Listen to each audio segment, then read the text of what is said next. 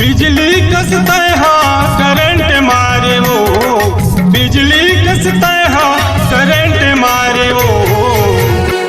भगवान कसम चटक के वो मोर कुंती रागिना, भगवान कसम चटक के वो मोर कुंती रागिना, भगवान कसम चटक के वो मोर कुंती रागिना, भगवान कसम चटक के वो मोर कुंती रागिना।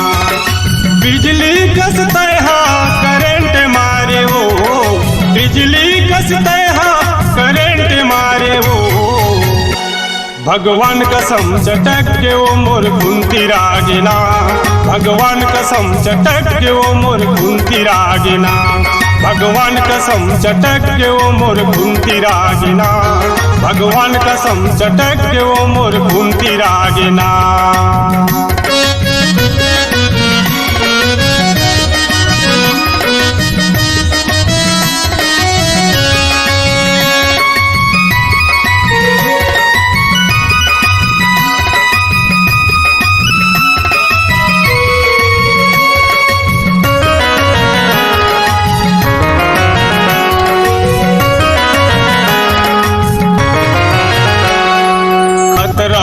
काम करता रिक्शा हवे भारी, आनगा बना दे के थचिए वो मीटर वाली, आनगा बना दे के थचिए वो मीटर वाली।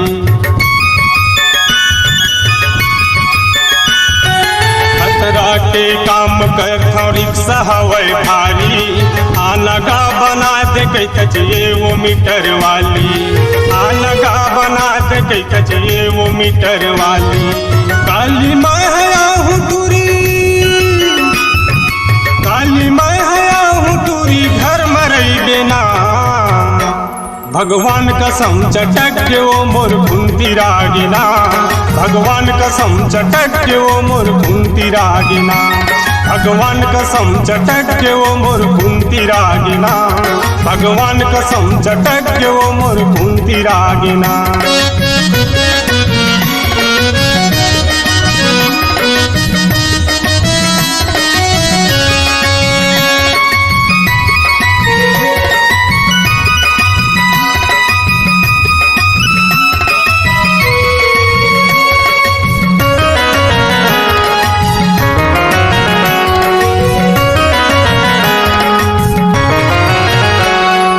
दिन के सुरता आवे नहीं रात के बला था, लेके खोली मिटूरी खोल के दिखा था, लेके खोली मिटूरी खोल के दिखा था।